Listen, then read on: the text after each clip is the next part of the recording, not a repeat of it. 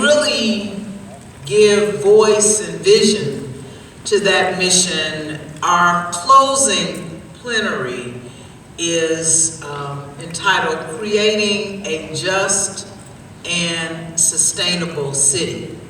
How many know that those two things do go together? Yeah. Just and sustainable. One of my favorite planners, who is also a native of Chicago, is Toni Griffin.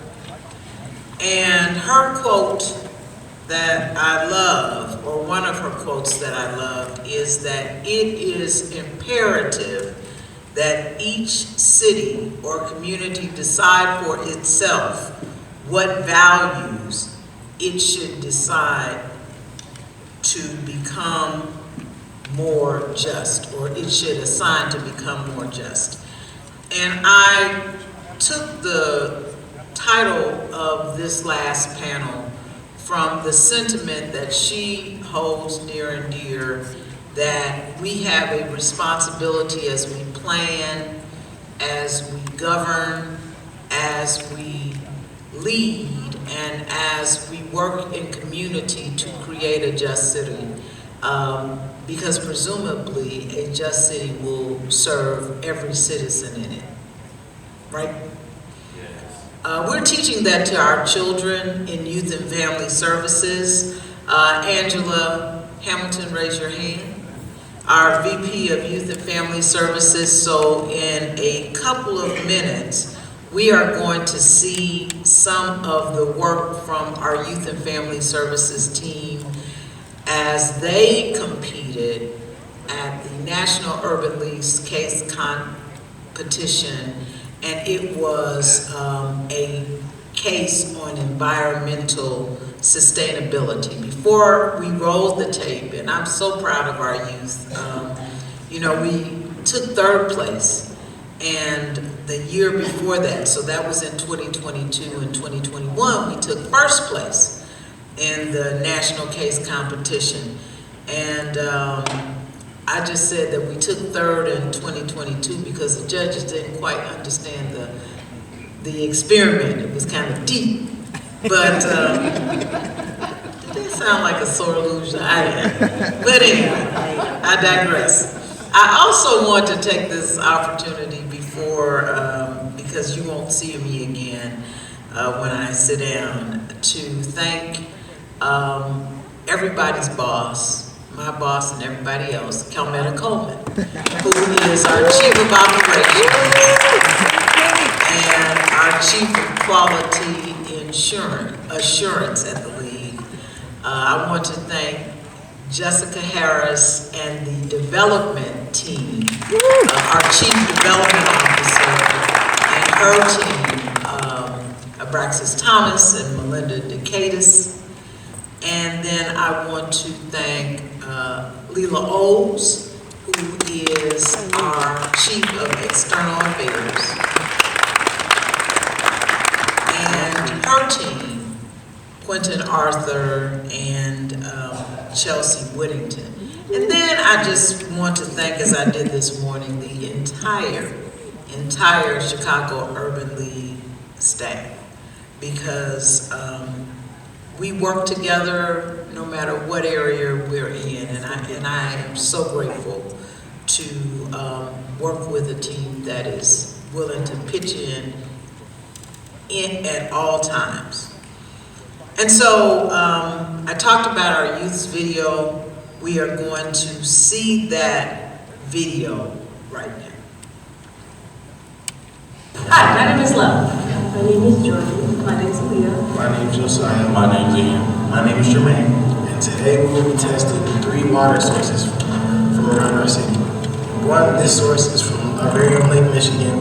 This source is from the hotel we're sitting in right now, Marriott Marquis. And this source is from the very own Perk Chicago Urban League. The first thing we tested was the Marriott Marquis water for pH levels. Low levels of pH can corrode the water pipes in your home. Chicago is one of the largest and wealthiest cities in all of America, and yet water is still an issue. The youth of today's society should be worrying about whether their water is clean. This is Chicago Urban League's faucet water. As you can see, it is in the safe and cautious zone.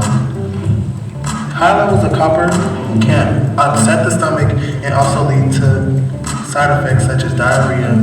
We decided to tackle the issue of water pollution in Chicago because it affects not only people that pay for their houses, but also the children and other people that live within them.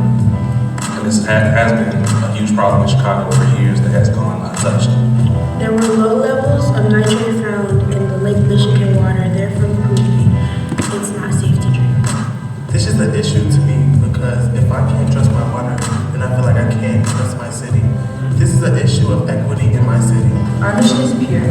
Purify, utilize, recycle, and establish. Purify means to purify our waters. Utilize means utilizing your resources. Recycle means to recycle your water bottles. Establish means to establish solutions. As our first step, we've handed out flags along Lake Michigan, and we've also picked up trash along Lake Michigan. We've also given out over 300 free water to kids in order to help people be safe with the drinking their water.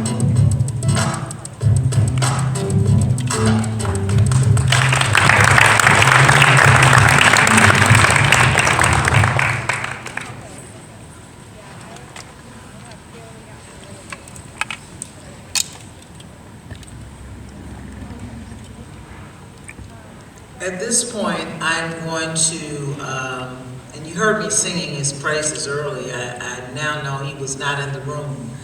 But I just want to invite Andrew Wells to the stage and tell him as he comes, thank you for your vision and for your brainchild. You are so grateful.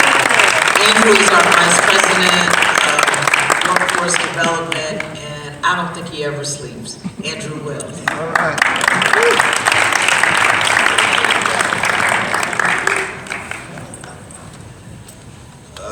Yeah, when I stepped out of the room, I was somewhere thinking about a new project. All right, good afternoon, everyone. I am the Vice President of the Workforce Development Center at the Chicago Urban League, as you know. Let me first start by saying thank you for being here today for these necessary conversations on environmental justice, diversity, and of course, sustainability. In my role, I have the awesome privilege of leading a team focused on employment equity. And in the last few years, we've made considerable strides in the renewable energy workforce space as well. Now, some of you may have heard or may have saw on the news, or actually on the screens here, that we unveiled one of the largest solar arrays in the city of Chicago at the Urban League headquarters. Not only did that installation aid in clean energy, it created job opportunities right in the heart of the south side of Chicago. We were, and still are, beyond proud of that moment, but also remains committed to that work and so much more, not only in the Workforce Development Center, but across the organization as a whole. So, however, it takes everyone coming together to create these type of opportunities across the city, and that's one of the reasons why we're here today. So, as we wind down from an amazing day filled with key and critical information and equitable solutions, we would like to close leading to a just and sustainable city. So I have the distinct opportunity, where's my distinct honor, to introduce the moderator for this dynamic closing plenary panel, Ms. Naomi Davis. Not only is she a strategic partner, but she's also a dear friend of mine. Therefore, let me present Naomi to some and introduce her to others that are just joining us. Naomi is the founder and president of Blacks and Greens, also known as BIG. Blacks and Greens serves as a bridge and catalyst among communities and their stakeholders in the design and development of green, self-sustaining, mixed income walkable villages, and communities owned and populated by African Americans. In these places, every household can walk to work, walk to shop, walk to learn, walk to play, and neighbor dollars circulate to reduce greenhouse gases. Naomi served on Governor Pritzker's transition team, powering Illinois' future, on Mayor Emanuel's transition team for energy, environment, and public space, and was selected as sustainability thought leader at Groupon's first annual Chicago Ideas Week. She is a respected community advocate for equitable development in the communities surrounding the Obama Presidential Center and has lived and worked in Woodlawn since 2010. Naomi was born and raised in St. Albans, New York, and is a graduate of Woodmere Academy, I hope I'm saying it right, Naomi. Woodmere Academy County Day School, Fisk University, and John Marshall University of Illinois Law School. And let me just say, she has truly pressed her way here today, in spite of other circumstances, for this important convening, and we can't thank her enough for her sacrifices and dedication to this work. So, if you would all please join me in welcoming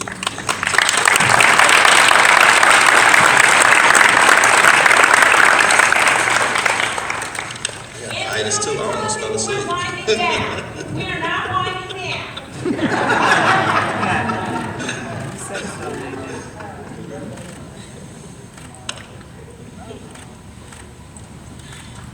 Greetings, cousins. How y'all doing?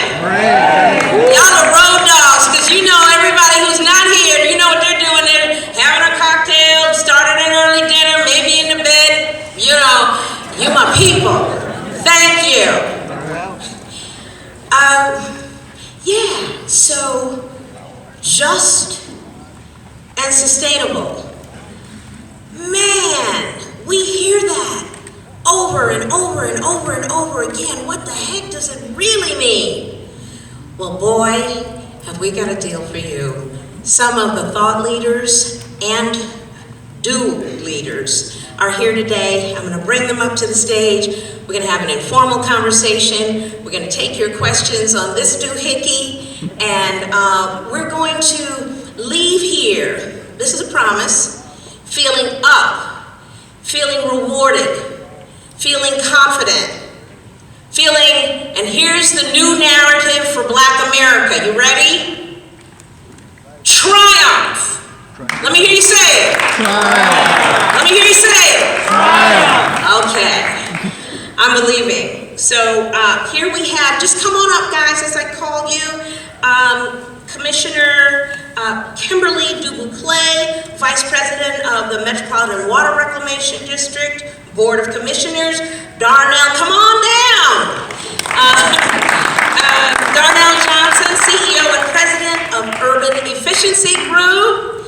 Angela Tovar, Chief Sustainability Officer, City of Chicago. And Karen Weaver, former Mayor of the City of Flint, Michigan. Give them a warm welcome.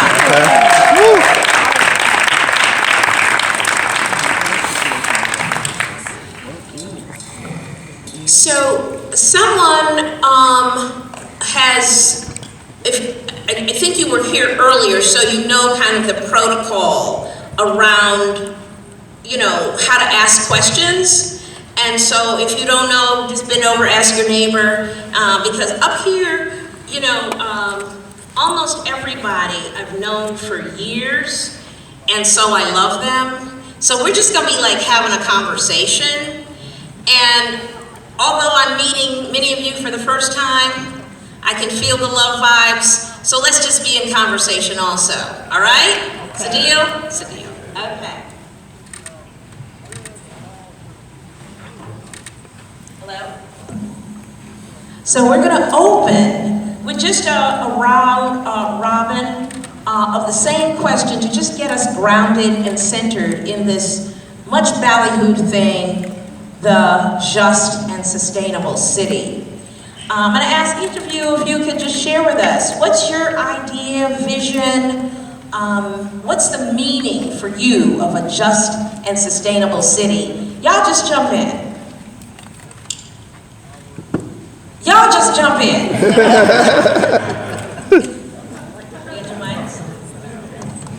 And they're not even shy people, so don't quit playing, y'all. Okay, well, I guess I'll just get started. And you know what, I remember us having this conversation, and I was trying to think of what I would say as an answer. And as I was watching the video, I said that's part of it, is training our young people and having grassroots people educated and informed. But one of the things I have to say, before we even get to that, if I may, is thank you for having me. But also, you know, when you hear about Flint, you think of water. And I just left Jackson, Mississippi. You hear about Benton Harbor. You hear about a place called Sand Branch, Texas. And it's no coincidence that our communities are having these kinds of issues. So I think in order for us to get to having a just and sustainable city, and you and I talked about this some, Darnell, is we've got to address the real elephant in the room. And this has just been systemic racism at its finest. Let's just say that. And so that's what we have to start addressing. We have to start addressing those politicians and those policies that are in place that keep the status quo. Because if we don't change those policies, we have money for a moment. We have, what did you say, movement for a moment. And so we've got to look at that. We've got to do the low-level things, but if we don't start addressing policies that have kept us here, we won't get to a just and sustainable city. And so I think that's just really important as we have that conversation to know there are some things that need to change at the top.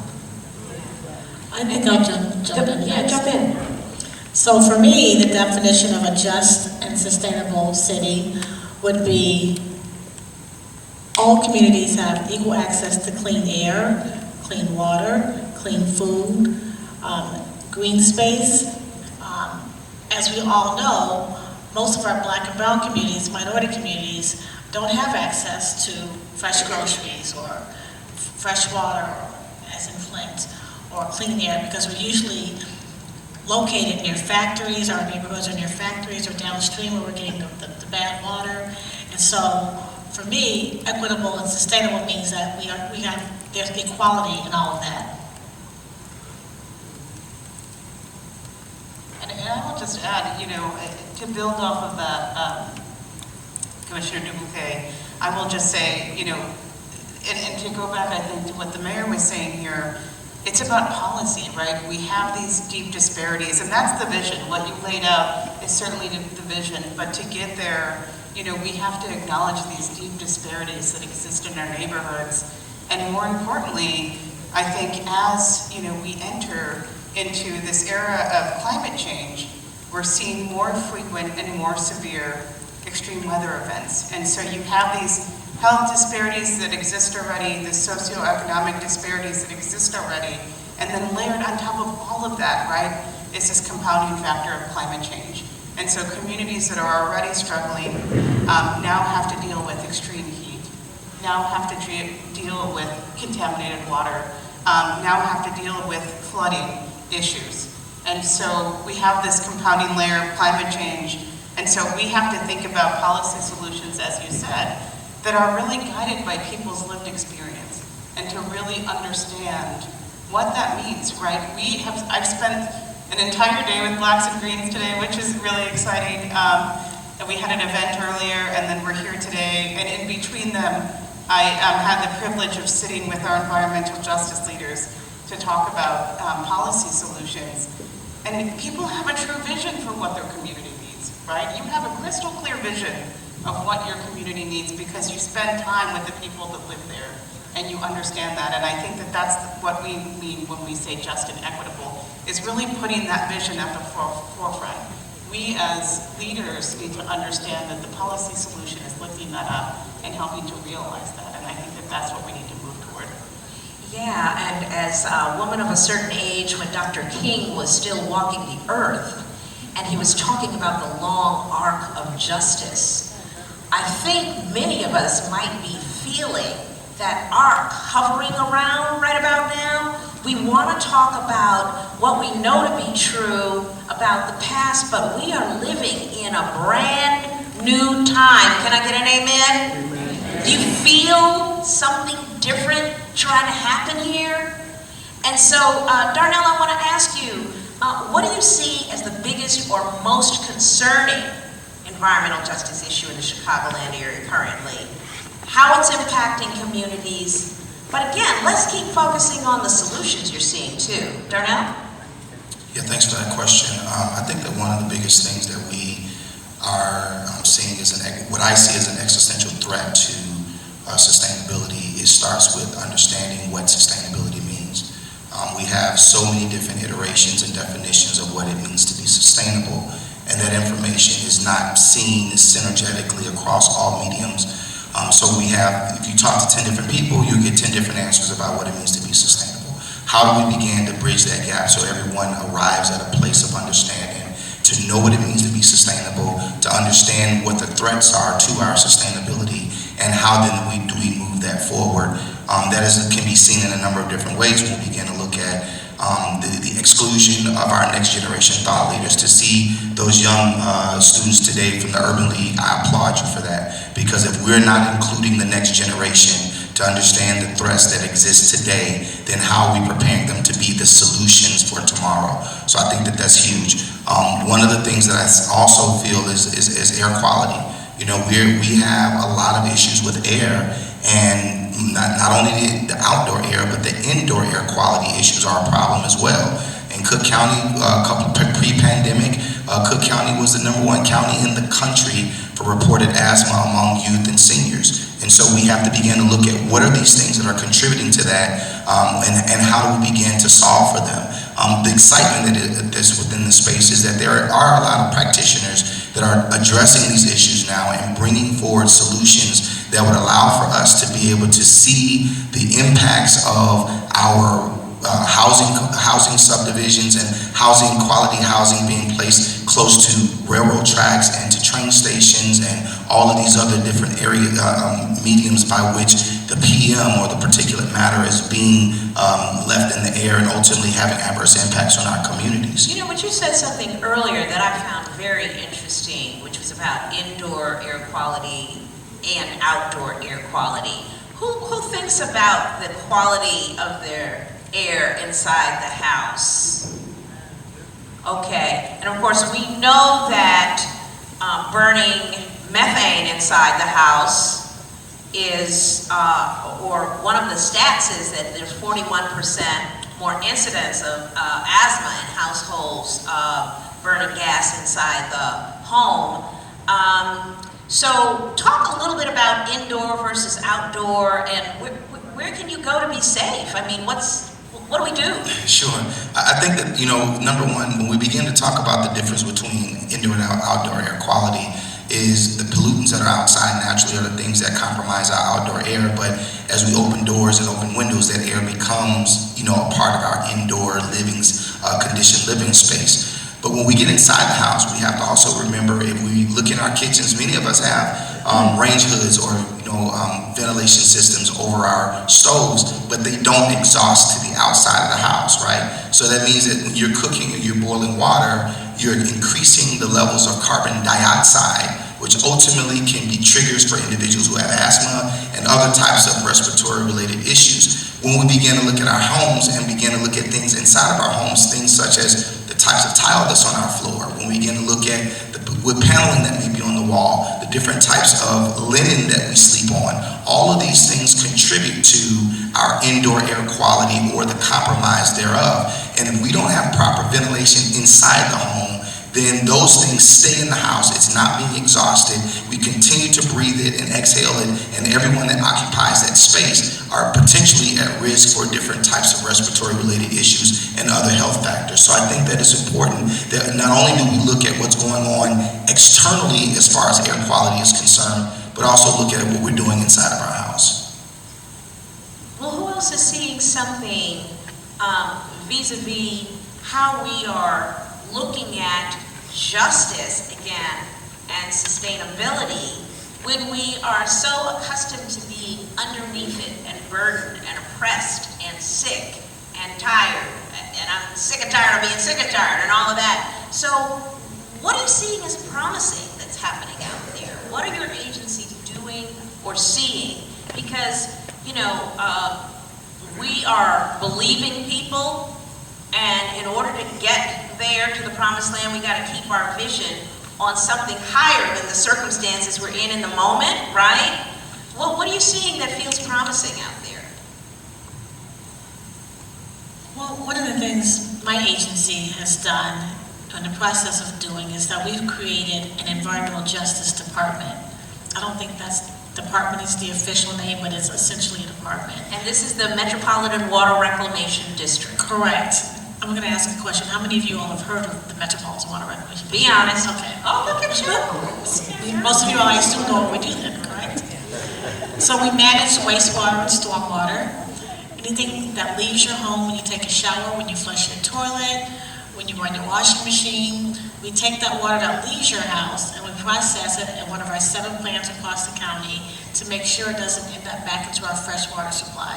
So I like to say we're the most important agency that no one knows about. And so what we're trying to do is address some of the environmental justice issues that are occurring around the city and around the county. And by doing that, we've created this environmental justice department to work with disadvantaged communities, to understand the issues, to try and come up with solutions, so that, first of all, it becomes an awareness thing, because I think most people don't really realize that these disaffected areas are so unjustly treated when it comes to the environment and environmental justice. So we're bringing awareness to it, we're trying to find solutions to it, we're working with the community, we're working with local business to try and solve some of the issues. Angela, what about you? So I'll answer the question by giving 2 examples. One, very similarly, we are in a moment where I think you described it as being sick and tired of being sick and tired. You know, that's all an outcome of systemic racism, right? Of environmental racism, of policies that have not been adopted by cities that look at things through an equity lens. So when we don't understand equity as cities, we get policies that don't work for everyone. And that's what has happened throughout the history, not only of Chicago, of cities and countries, you know, in everywhere for the whole length of time, right? And this is a moment where we can finally understand that and recognize that harm that we have caused. And just say the unvarnished truth about it. Doesn't, I mean, it's like taking your girdle off, right? It's like, come on, can I just relax and just say what's so, please? Right, we have to acknowledge it, even if it's an uncomfortable truth. It's the truth. And we have to acknowledge our role as a government in causing harm to community, right? That is important for everyone. And I think that that's just the moment in time that we are in, that many cities are in. And to that end, we have started to explore through an equity lens what those changes in policies look like. And so I talked about the conversation this afternoon with EJ leaders, environmental justice leaders throughout the city. This was a conversation to propose new policy changes, right? To think about our existing policies related to land use, to think about our existing policies in the water space, in our existing policies in the housing space, across many different departments, to say, you know, do these policies create harm? And if so, we need to change them. And those are the tough conversations that we're having. And then in addition to that, we're calling on our health professionals to say, help us aggregate all of the data so that we can think about the cumulative impact of all of these things and then make decisions accordingly, right? So if we have communities that are already experiencing environmental overburden, perhaps they're treated in a different way to alleviate that burden. And that's the type of work that we're trying to lead on. So that's really important, and is something that I'm very excited to work with in coordination with you and many other leaders throughout the city. And then the second thing I'll just mention quickly is the Chicago Recovery Plan. Last year... What's the Chicago Recovery Plan, Angela? And if anybody wants to learn more information, Lindy Wardlaw, our Chicago Recovery Plan Manager, is going to wave her hand, and she can tell you more about it. But we allocated $188 million in climate and environmental justice priorities in the 2022 budget for the city. And that's everything from air quality monitoring to environmental justice grants, which we announced today, $6.2 million for 31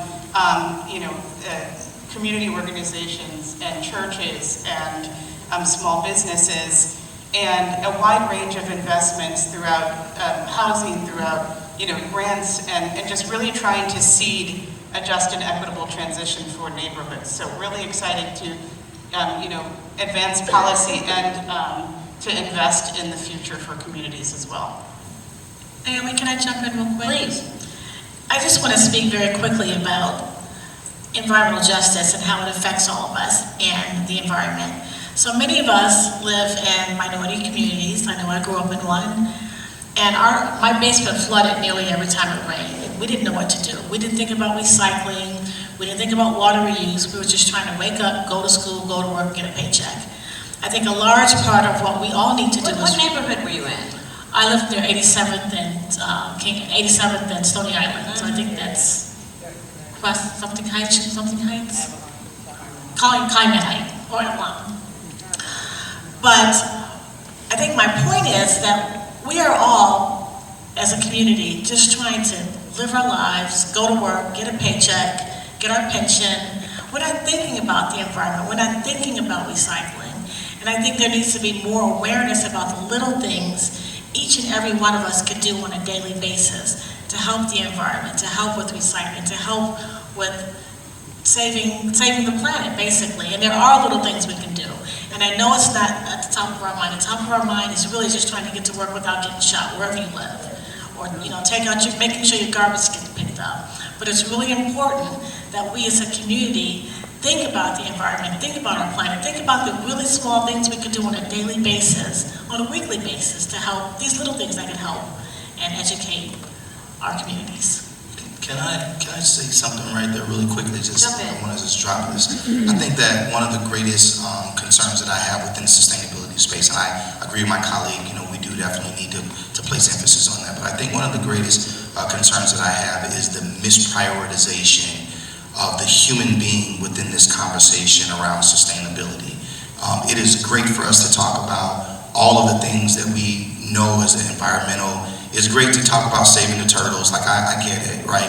But we have real kids, real people that are attached on the other end of this sustainability conversation.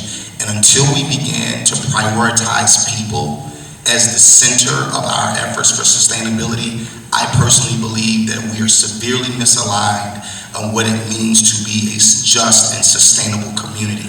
Because I don't know about you all, but sea turtles don't live in the neighborhoods where I grew up at, right? We got real people that live there, and I think that we need to really focus in on, in addition to all of those other environmentally friendly things like reducing our plastic use and all that stuff, I get that, but I'm looking at real kids, I'm looking at real people that we need to prioritize as we look about sustainability and talk about how do we make a just transition into this sustainable future to ensure that we have communities that are safe, communities that are thriving, communities that are prosperous, so that the next generation thought leaders have homes and schools and communities and playgrounds and access to fresh fruits and vegetables that they can look forward to raising their families in. That, to me, is what the essence of a sustainable and just community looks like. Give him a round of applause. Yes. I started feeling that, just hearing that Lindy attributes. I was going to say, but that's been the problem, is profit has been put over the public health and well-being of people. And that's been the problem all along. When I think about what we were doing in Flint and the things that were happening and what we were able to achieve, we had to get that because of a crisis. And those were things that sustainable, healthy, thriving communities, the other communities had. I said, for us to have to go through this to get it makes no sense. And when you were talking about getting things on the front end, that's when you know you are achieving those kinds of things. And I was thinking about, we had a chief public health advisor, and it was a way for us to sneak some of those kinds of things in, because you can be very creative, because we put health in our policy, and that's something you can't can have your elected officials do, and you should Wait a hold minute, them. say what now? Health and all policy, and that was how we were working, health and all policy. She just dropped a real gem there. I mean, as we're listening for strategies and tactics and ways forward, yeah. But it was our way to educate the community about these kinds of things and inform them, because one of the things we know is an uninformed, uneducated community, that's dangerous. You know, it's dangerous to yourselves, because that's how we talked about how you make decisions about yourself and about your family and about what's important to you. And so we used that as an opportunity to have certain kinds of summits. We had environmental justice summits and resiliency summits, and we started doing those kinds of things. But we have to get people in place that believe in that. And so, you know, I was just thinking about that and putting that profit over people. And that's what's happened, and that's why we're in these conditions. And that reminds me, when you say profit over people, we're, you know, I'm going to be a broken record for House Bill 2172, the People's Utility Rate Relief Act. And I learned something from a lawyer recently who works before the Illinois Commerce Commission in these rate cases. She says, well, you know, there's a very well-known, important, seminal Supreme Court case that settled long ago in the beginning of the creation of the utilities, that of course the utilities were created to benefit the stakeholders, the shareholders. Of course it was designed to be a wealth-making mechanism for white families. Of course the people who were designed to benefit from that system were say it plainly, white folks, okay? And so when Angela talks about policy, I want everyone to understand it's not this obscure word. It's basically who benefits, how, and why, okay? There's a story, there's a narrative. We're all into storytelling. There's a story behind why certain people are benefiting. And so we want to talk about community, people, households. We're turning people to the center, as Darnell is talking about. And when we do that, we understand that what we're building is an infrastructure of relationships, of kinship, of connectivity, of being rooted. And a very well-known emergency management professional, Vincent Davis has told me this, I don't know, 15 years ago. He said, you know what, the best, most effective emergency management system tool is? Do you know what the tool is? It's not that meat in your closet and the waters, the bundles of water. It's, do you know your neighbor? Do you have a relationship? Because whatever you got hiding in that closet to help you survive, they're coming for it. You know? So community, people are at the center of how solutions need to be understood.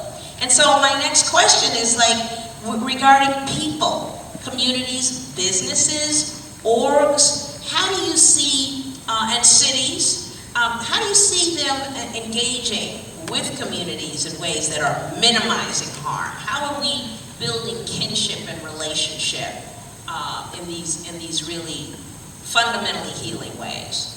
I think that there's a lot going on, Naomi, in that space. I know one of the things that we're working on is called the Cross-Community Climate Collaborative, and it's a collaboration of 20 small to mid-sized communities that are working together, both affluent and non-affluent, to understand that there are ways that they're bordering one another, they should be working together. There's this philosophical thought out there that if it's not my problem, it's not my priority, until you discover that it is your problem, because it should be your priority because it is your problem. I had a conversation with some communities that border one another.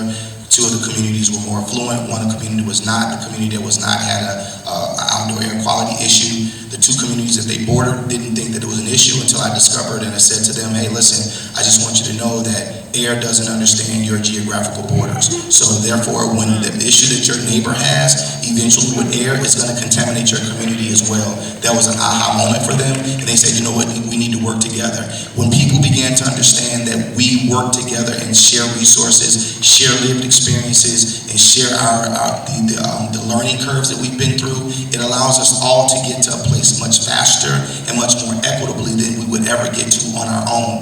Understand something, sustainability is not a silo. One of the things that we've made a mistake with sustainability is to silo certain issues. Oh, it's water.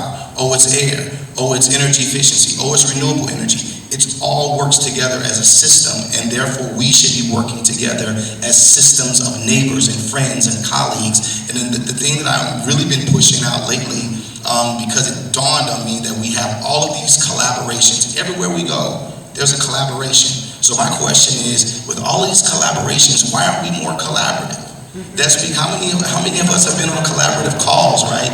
And some people may show up, they may not show up. If they do show up, they got if there's a Zoom, they have the screen off and they're muted the entire call. That's because they don't see that call as being important enough to their survival or their success. I would like for us to start thinking, as a takeaway today, is to start, nothing wrong with collaboration, but start using the word called interdependence. Because interdependence means that your success is dependent on my involvement just as much as my success is dependent on your involvement. If you unplug one of us, all of us fail, right? So our collaborations that have become so commonplace that we've lost the importance of why we're in the collaborations. We sign up for collaborations, and when we sign up, we already know we're not going to attend most of the meetings, right? But our name is on the list, and we're included in the broader discussion. I think that we need to start looking at, to Naomi's point, how are these communities working together to minimize the adverse impact on the end user, which are our residents, which is the residential stakeholder, which are the kids that are riding their bikes in the street, on the block. That's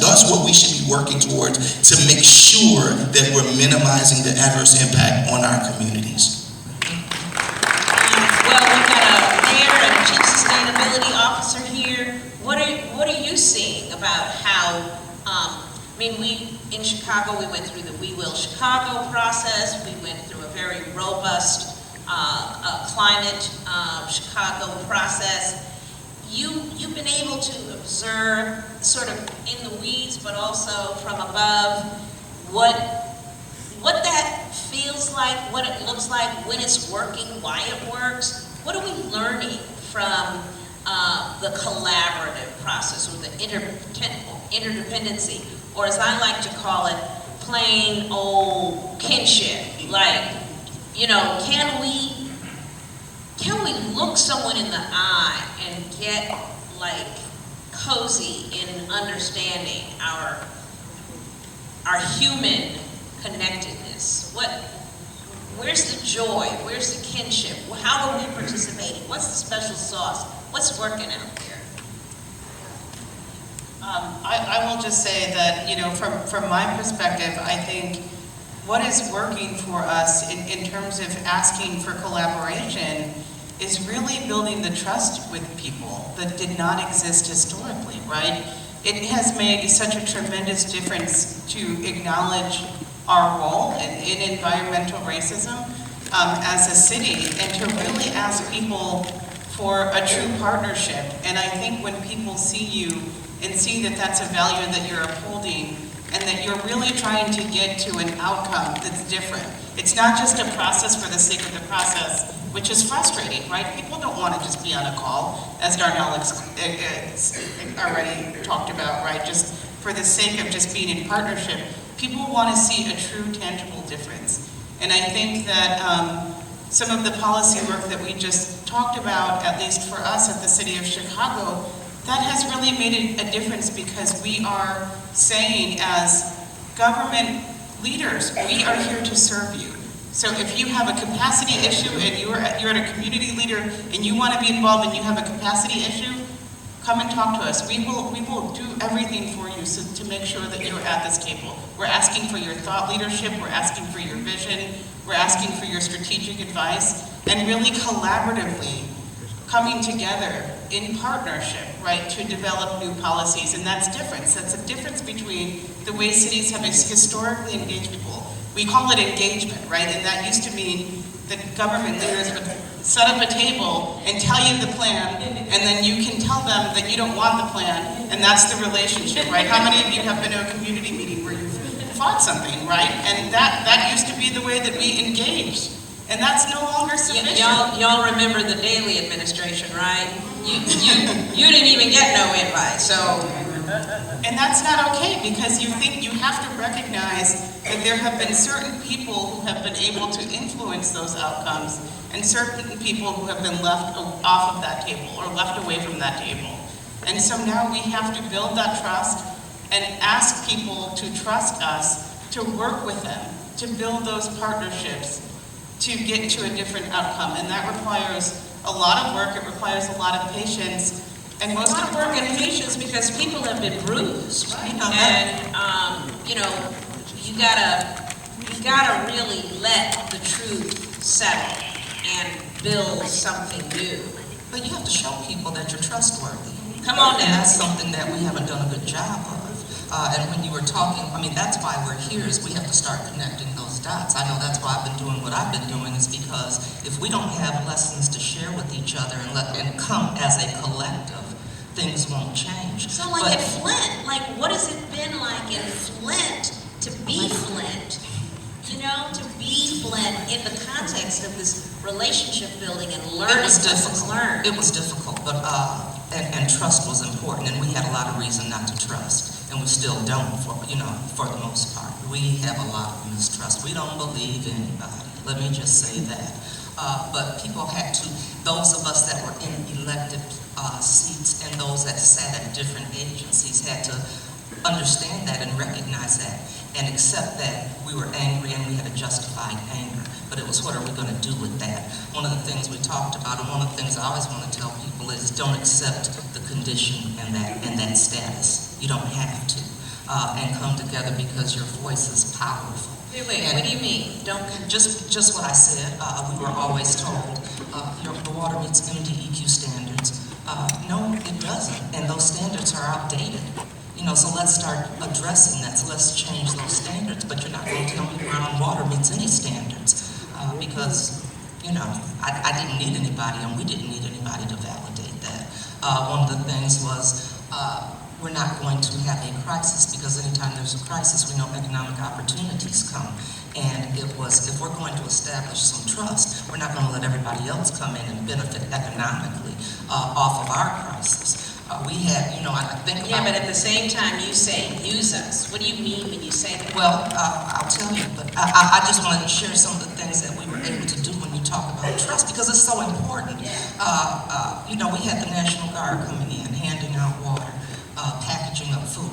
Did we appreciate it? Yeah, you appreciate it because it's a jump start. But we had young people between the ages of 16 and 24. They weren't in school, they didn't have jobs. We can pay them. And it doesn't cost as much as the National Guard. We can pay them to hand out water and to package up food. The way the contracts were going out in the city of Flint, they were just these no-bid contracts. So people that looked like us didn't have an opportunity to get those jobs. Well, heck, we know how to change pipes. We're a manufacturing tech city. So we have people that know how to do that. So we're going to change the way those bids are. We're not going to put it all out at one time, because they'd have things in place where we can't get the bond. You don't have the equipment, so you can't have these opportunities. And we said we can do that differently.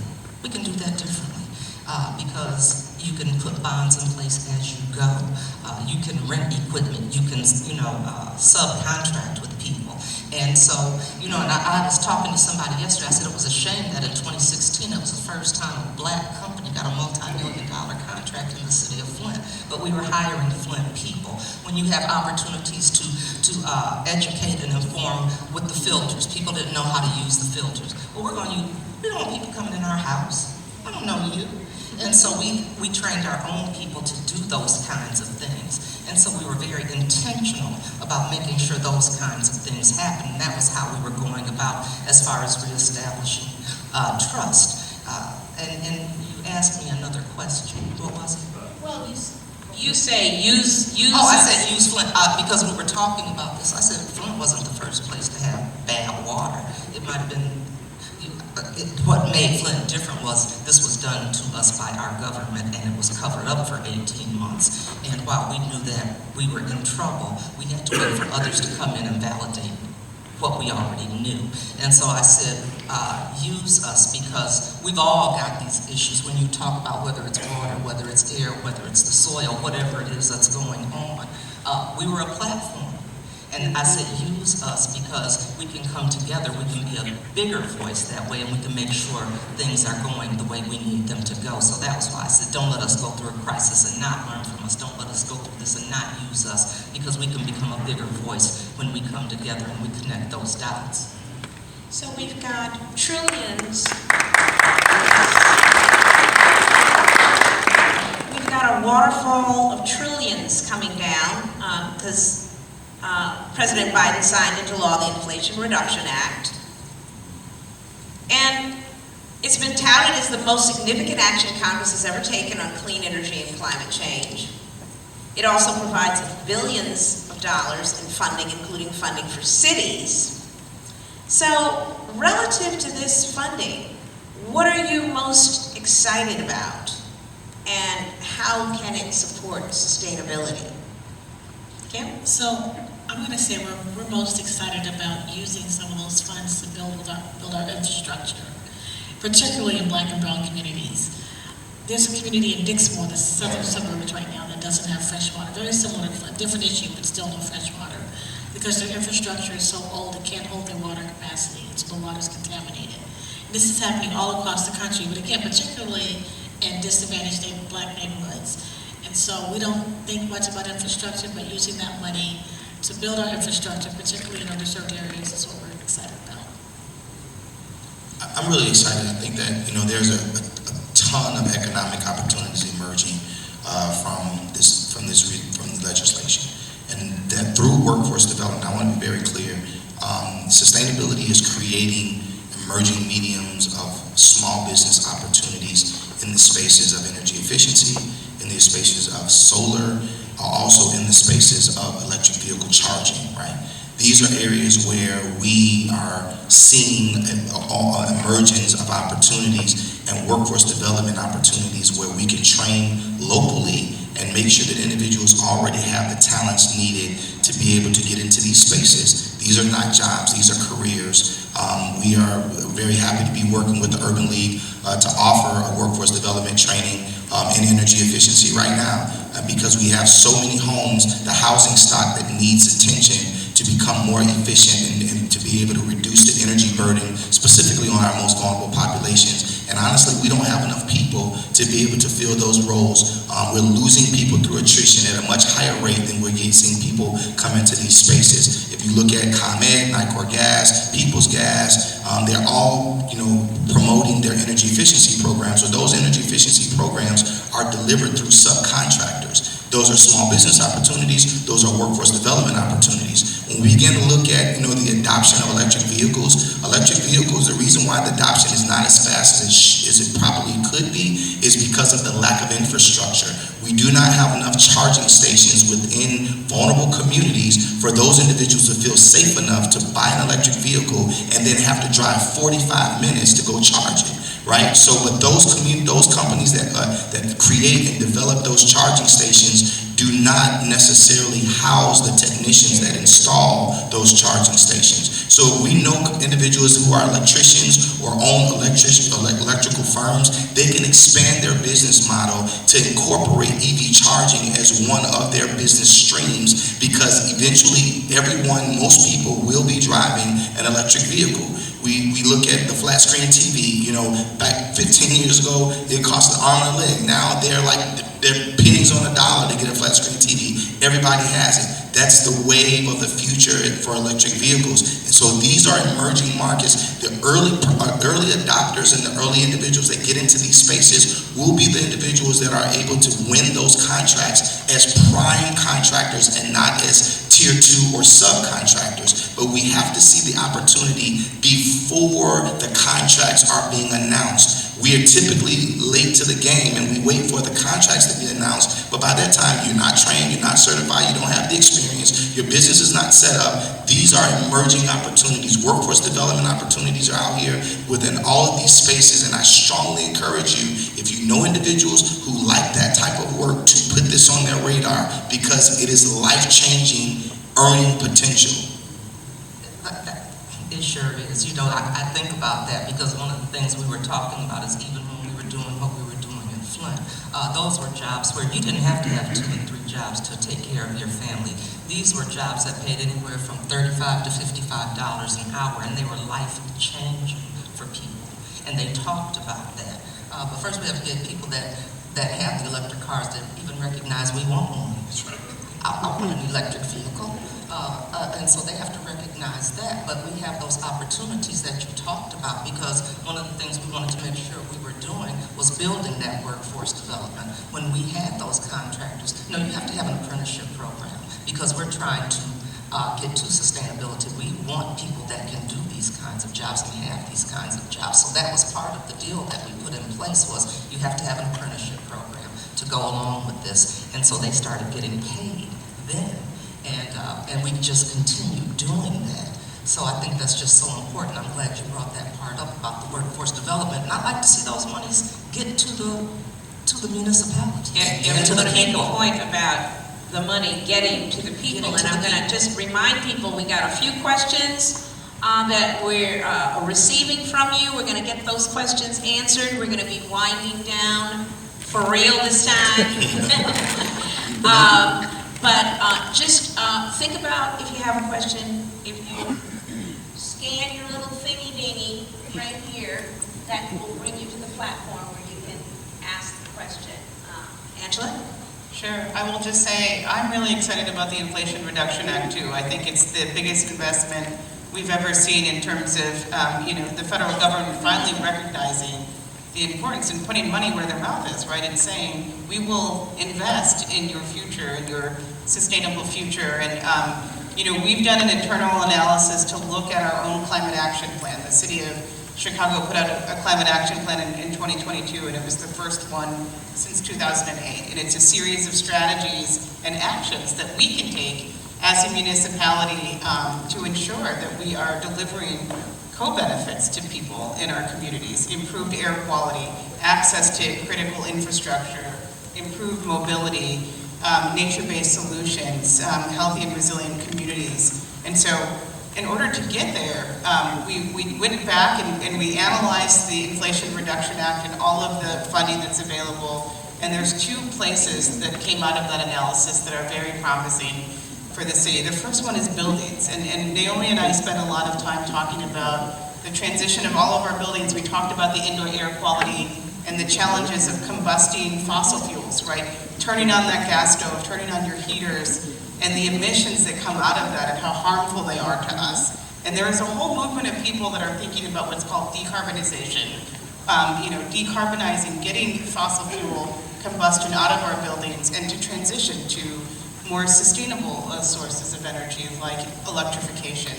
And so for us, we have talked about that a lot. We've brought people together to talk about that. We've developed policies, but it's also an opportunity.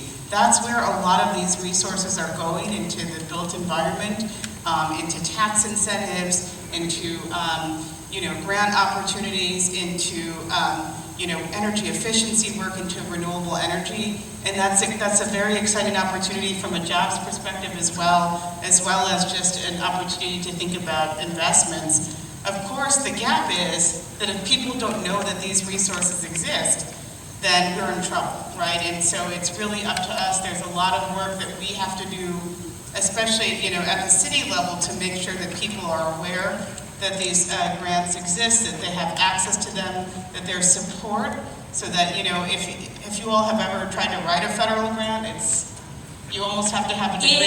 Impossible. Yes, except for. But I do want to give a little commercial to the EPA and the Thriving Communities Grant, which Blacks and Green just received for $10 million.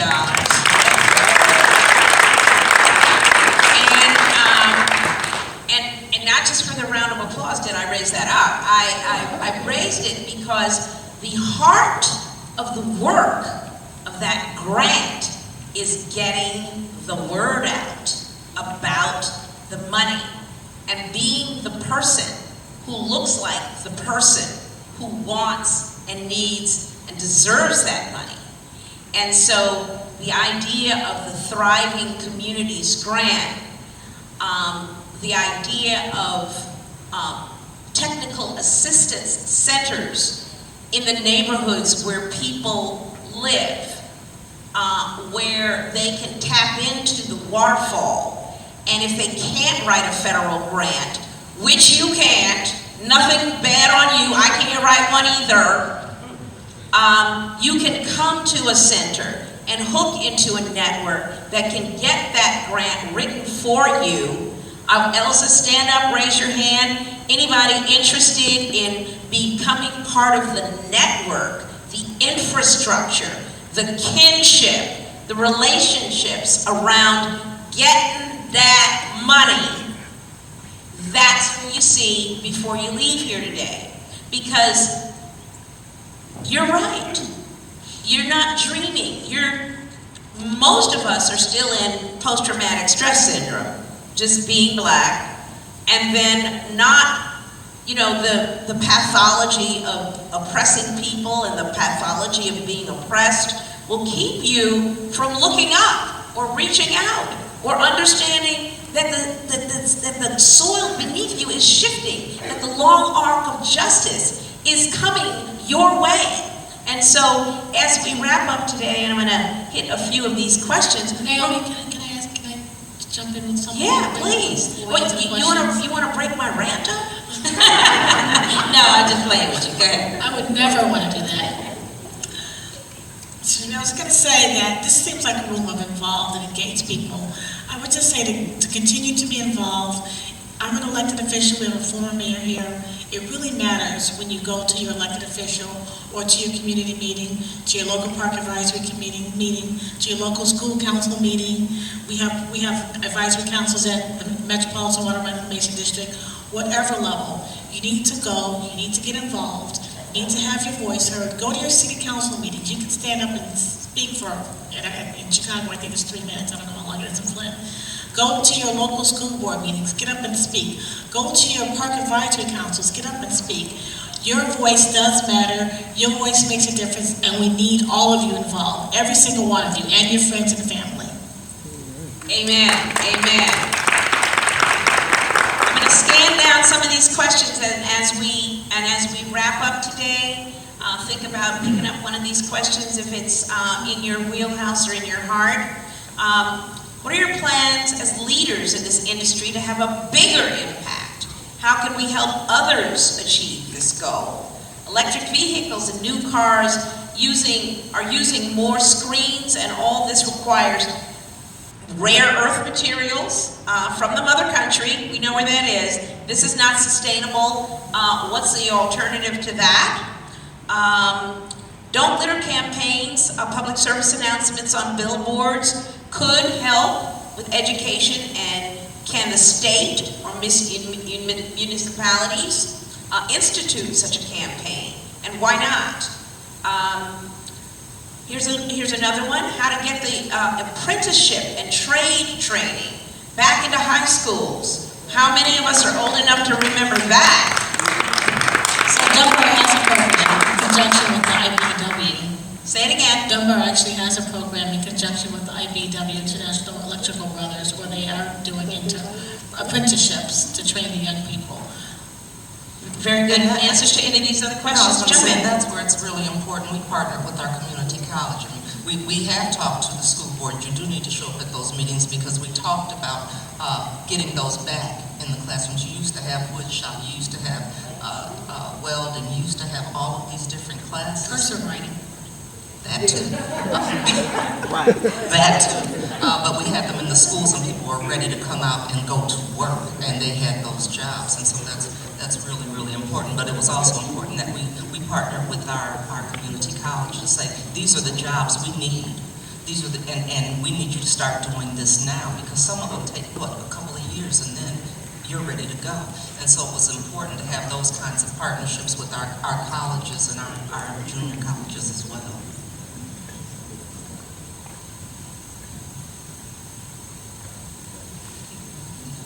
Oh, I'm sorry, I didn't pepper you.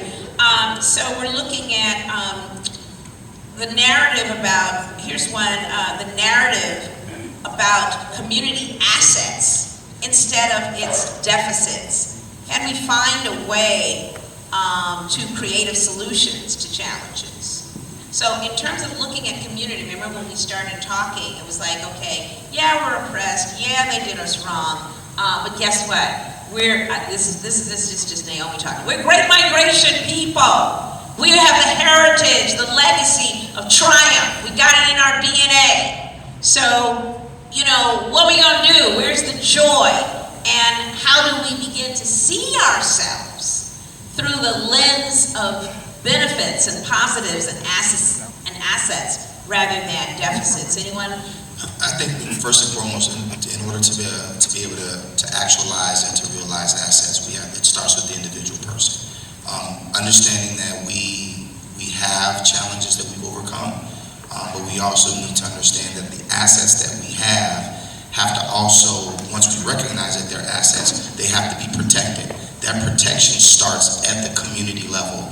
How many times have we seen within our communities where we as the individual stakeholders, have not valued what our assets are? We moved from the city, we moved to the surrounding suburbs, and we left our assets. So I think that it starts with the individual understanding that we have assets, we have strength, we are resilient, and then we begin to look for ways to create social mobilization, to find individuals that are like-minded, tapping into the individual ecosystems that exist. If it doesn't exist, we have to create it, right?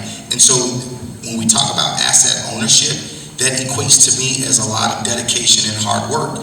And one of the things that I've seen that, that has been encouraging and sometimes concerning is the fact that we have 20% of the people that do 80% of the work. And so when we want assets and have asset ownership, then that means we also have to be in tune with policy. We have to understand what policies are really in favor of us and those that are not. Prime example of that is, some of you may have heard of DERA, which is the diesel emissions recertification act. And basically what it is it's basically saying that this was done by the EPA, that hey, we want to make sure, and this ties into the the clean school bus program. The clean school bus program there, the EPA is giving out money to buy school buses as well as the associated charging infrastructure. But the DERA Act says that you have to own a bus in order to get a new school bus that you can get a grant for. Well, the problem within Black and brown communities is that we typically don't own our school buses. We subcontract that out, and therefore we don't get a new school bus, and we continue to be renters instead of being owners. Why am I bringing that up? Is not to continue to place the emphasis on the negative, is to encourage us to understand that when we want assets and to own assets, it requires a lot of work and dedication, and us being able to connect with individuals and systems that are already working towards the ends that we would like to see as results. And so I think that there's a lot to asset ownership. Asset ownership. I'm going to take that as the first answer to the last question that I haven't asked yet, but I'm going to ask it right now, which is, how do you have a bigger impact as a leader in your field? How do you have a bigger impact? And what are you seeing for 5, 10, 20 years? Each of you, let's close out with that. And who wants to start? I can start. Okay. I would say my short answer is leveraging our power in this space to build more intentional outcomes. And a quick example of that is the city of Chicago had to achieve 100% renewable energy for all of our municipal buildings. We set that goal, and we announced this at the Urban League, this wonderful announcement. But it's not just a matter of achieving that goal, right? We could have procured our energy. Most cities achieve that goal, and they procure their energy from some solar farm in Texas, right, and say that they're green. But for us, it was really important to achieve that by building intentional outcomes. And so there are so many pieces. Policy, who do you want to benefit? Right. How, why? Who do you want to benefit and how? And so we made sure that there was an Illinois solar farm, which just broke ground, which was important for us. It's in-state. It couldn't be in the city that's just, there's a lot of challenges right now currently, which I'll get to in a minute. So right now we're procuring 70% of our electricity from a solar farm that is downstate. But we have hired a very well-respected, Black energy expert to now guide us to make sure that there are Black and brown people that are working. We have a project labor agreement in place, we have equity goals, and because we are committed to that, we are also now getting a rebate from the state because we have achieved all of these policy goals that they have set out. So if you do well by state standards, for utility scale solar, they'll give you money as an incentive for doing that. And we're utilizing that money to build the other 30% of the solar here in the city of Chicago. And we're starting first with our libraries. So we're doing energy retrofits on our libraries, and then we're building solar on top of them. So it's continuing to not only increase that demand for workforce development, it's making sure that we're at the table to make sure that we're putting people on the job now. The gift that keeps on giving. Right? And that we're just creating this demand, and we're leveraging our buying power to really realize this vision that we're all talking about here today. And those are the that's the work it's going to take, right, to make sure that these things happen. Yeah, well, that sounds pretty big. And I don't think we can stop here, because one thing I know is Urban League didn't do this for us to only have a conversation. They Talk about it. I mean, we can't just have a conversation. We have to have action plans as well. It's like prayer without works is dead. And so for us to have these conversations is where we start. But we should all have some marching orders when we leave here. We've got some work to do. And so it's going to that next level. And it's also, one of the things is empowering others to help you along the way. I think about some of the things we've been able to achieve right now is because we educated and informed some of our the community, the grassroots, those advocates. And we just got money for our cancer cluster study. Just now, within this last month. Because advocates, we had talked with them. They went to the White House. They made this happen. And so that's how you're going to have a bigger imprint, because, like I said, we've got to have, it takes an army. It's not just one person doing it or working in those silos. It's all of us, because we all have a role to play in making these things happen. Beautiful. And when people of color are creating their own solutions, when they're getting their own financing, then they can look to the left and the right and see others who are out there who are also willing to give their all, but you pick your allies. Your allies don't lead you in the solution of your problems. We call it flipping the script. Come on now, Darnell.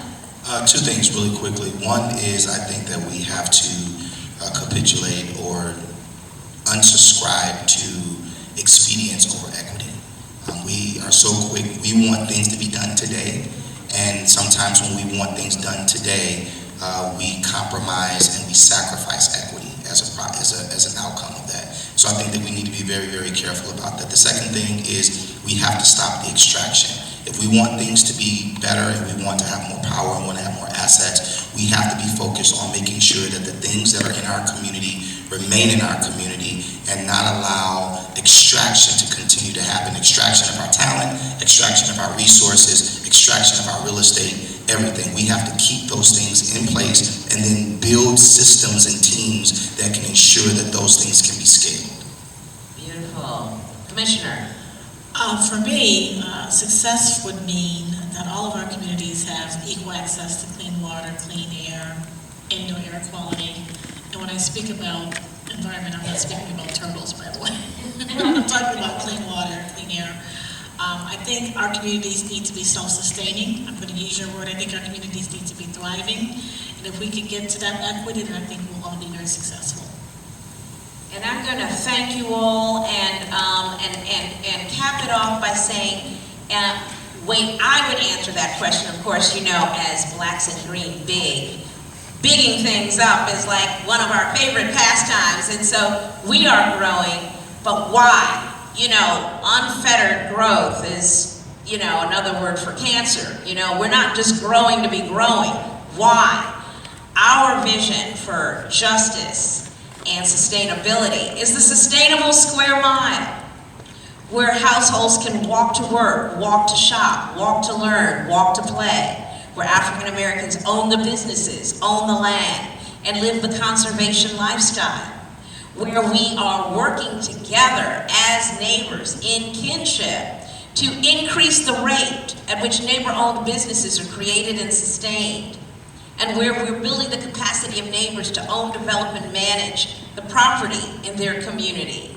And guess what? When we do all that in our sustainable square mile, over an arc of time, what we're going to do is create a resilient space that buffers against the climate crisis, but most importantly of all, we're going to increase our household income.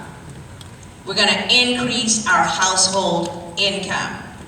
And so when we talk about bigging it up, and when we talk about our joy, and when we talk about the impact that we want to have, we want a sustainable square mile in every Black community across the city and across the country.